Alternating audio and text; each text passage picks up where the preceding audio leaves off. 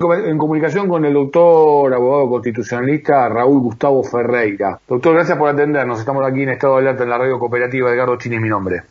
¿Cómo le va, Edgardo? Muchas gracias por la entrevista. Un saludo a usted y a toda la audiencia. Al contrario, gracias por atendernos. Creo haber explicado de la mejor manera posible, pero en todo caso me puede corregir. Y la pregunta sería, porque esta es la versión, por eso lo digo en potencial, que la Corte Suprema de Justicia determinaría que la ciudad de Buenos Aires tendría autonomía en lo que hace algunas aplicaciones del DNU que determinó el Poder Ejecutivo, bueno, con la firma del presidente, ¿no? Mire, usted ha introducido una gran cantidad de proposiciones muy ricas todas, así que voy a tratar de referirme a algunas de ellas. A la primera sí, efectivamente hay un conflicto de poderes entre el gobierno federal y la Ciudad Autónoma de Buenos Aires. El gobierno federal decidió la no presencialidad en todos los niveles, en las escuelas, en el AMBA, y la Ciudad de Buenos Aires impugnó esa medida ante la Corte Suprema. En segundo lugar, Edgardo, lo que queda claro es que los tiempos de la Corte, a los que usted se refería recién, al menos en la pandemia, son tiempos inútiles. La Corte ha inutilizado el tiempo. La Corte tenía el deber institucional de fallar la semana pasada. Esta fue una cuestión que llegó a la Corte aceptó que tramitase en su competencia, decidió cuál era el procedimiento, indicó a las partes cuál iba a ser la regulación y no dictó sentencia. O sea, evidentemente lo que queda demostrado es que el tribunal colegiado en este momento de la pandemia no puede resolver el proceso en tiempo útil, que es lo que necesitamos todos los ciudadanos y las ciudadanas. Por otro lado, Edgardo, nos estamos acostumbrando lamentablemente a esta práctica. Yo le diría que lleva aproximadamente unos 3 o 4 años, pero ya había indicios antes de que no es una crítica por supuesto al periodismo, pero nos empezamos a enterar de las sentencias de la Corte a través del periodismo. Sí. Es increíble esto que le estoy diciendo, porque cualquier persona que litiga ante un tribunal de justicia, Edgardo, lo mínimo que desea en el respeto a la defensa en juicio es que se tenga la reserva de las actuaciones y que sean primero las partes las que se enteren. Sí, y a veces también se confirman informaciones, por eso yo estoy usando el potencial y demás, de manera contundente por generar la primicia, por generar algún algoritmo, y hay algunos casos muy recientes en lo que tiene que ver con la primera línea del gobierno nacional que han traído contrapuntos al respecto y que obligan a seguir reviendo cómo ejercemos la profesión. Ahora, yo a ver, me pareció muy interesante por dónde empezaste, ¿no? Te puedo tutear, ¿no? Sí, con todo gusto. ¿Por dónde empezaste? Digo, porque no hacer es hacer. Digo, el hecho de no actuar también se está actuando, porque mientras tanto, como bien vos decías, los tiempos son urgentes en medio de una pandemia, por lo cual hay que actuar en el segundo a segundo. Mientras tanto, bueno, hay demoras en lo que tiene que ver con el tema de los fallos. Pero también acá hay algo interesante para adelantarle, porque se hablaba de que en realidad la Corte iba a tomar, para fijar su posición, los datos científicos, ¿no? Frente al tema de la pandemia, frente al tema puntualmente de la presencia en los espacios académicos, en las escuelas, en las instituciones educativas.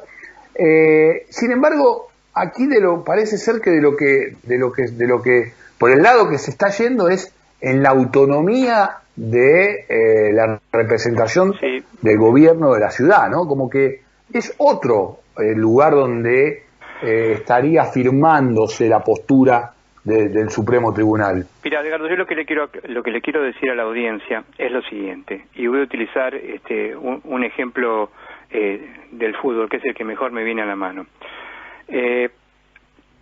Pensemos en la Copa del Mundo o en las copas internacionales. Cuando se cobra penal actualmente es porque es una falta manifiesta e inequívocamente confirmada por el VAR. Bueno, para declarar una inconstitucionalidad es lo mismo. Es una falta inequívoca, manifiesta y comprobada por todos los medios imaginables. En este caso en particular, el que estamos hablando, la presencialidad o no presencialidad de las clases, no es una cuestión manifiesta ni inequívoca. Y cuando uno lo somete al VAR, se da cuenta que no está en presencia de una inconstitucionalidad. Entonces la audiencia que me está escuchando, nos está escuchando con mucha paciencia, sabe lo que pasa cuando el árbitro va a ver el VAR y no se convence. No es penal. Por eso, yo no entiendo honestamente cuál va a ser el criterio, porque además tengo que traer un argumento que es la primera vez que lo voy a introducir. No tenía mucho deseo de hacerlo, pero lo voy a tener que hacer.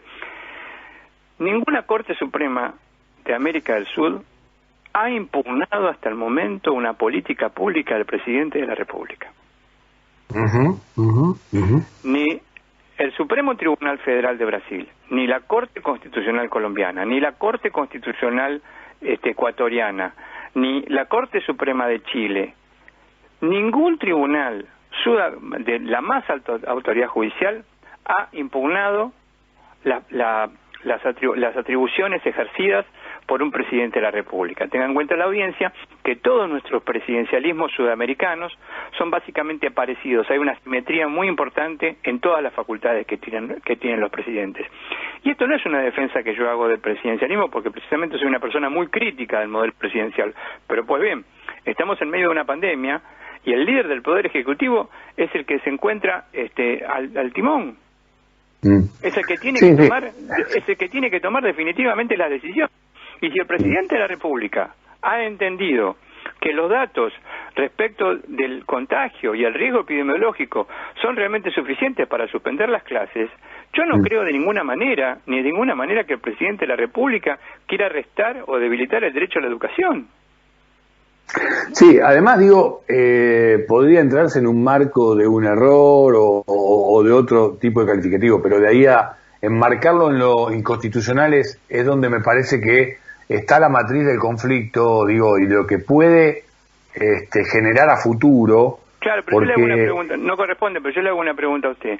¿Qué sucedería si se produce realmente el enjuiciamiento de la política pública? Porque se trata de una política pública del presidente de la República en circunstancias extraordinarias, urgentes. A eso iba. Creo que estamos ante un desmadre jurídico directamente, digamos, y ante una posibilidad de jurisprudencia. No es jurídico, porque la Corte cuando emite sentencias, la Corte ejerce poder político en forma de sentencias judiciales. Entonces la Corte, en el solo momento que aceptó que tramitase en el tribunal esta causa, dio un porcentaje importante para decir, nosotros, los miembros de la Corte Suprema, vamos a enjuiciar la política pública del presidente de la República en el medio del océano, porque la verdad hay que decirlo, y no es para meter miedo ni para asustar. Si hay alguien realmente que me está escuchando y me dice que yo estoy equivocado, que me lo diga, pero estamos en el medio del océano y en una tempestad. Sí. Nadie sabe cómo seguimos en este tema de la pandemia. A ver, yo te vuelvo a repetir, no creo de ninguna manera que se trate de un ejercicio de una potestad inconstitucional. Creo que lo hizo dentro del marco de razonabilidad que le da la Constitución. Para hacer el limpio, digo, sí. En principio esta demora ya habla por sí misma, porque lo que estás marcando, entiendo, es que debería haber dicho la Corte Suprema que no se iba a involucrar en este tema, digamos, o avalar directamente el DNU presidencial como corresponde a una democracia presidencial como la que rige en nuestro país. Cuando la Corte Suprema aceptó entender en este asunto y enjuiciar este asunto, la Corte Suprema, como el tribunal más alto de justicia de la República, debía haber dictado su sentencia el viernes por la tarde a más tardar. El viernes próximo pasado a más tardar, porque las argentinas y los argentinos necesitábamos una decisión de la Corte en tiempo oportuno. Ya no es tiempo oportuno. La Corte ha inutilizado su tiempo, ha dejado vencer los plazos. Entonces, esa cuestión, por lo menos, nosotros la llamamos abstracta, porque en realidad se agotaron todos los plazos. Porque antes de la entrevista yo estaba tratando de recabar este dato. Hasta este momento el jefe de gobierno no amplió la demanda. Entonces ahora hay una situación realmente extraña, porque el presidente de la República ha dictado un nuevo decreto con el cual suspendió las clases presenciales. Y el jefe de gobierno, de hecho, autoriza las clases presenciales en los niveles inicial y primario. Sí. Sí. Ahora, yo, aprovechando también estamos conversando con el doctor Raúl Gustavo Ferreira, abogado constitucionalista. Yo, aprovechando esta posibilidad de analizarlo de todos estos lugares que te estás animando y que nos estás invitando, incluso con el ejemplo en lo que tiene que ver con la cuestión regional.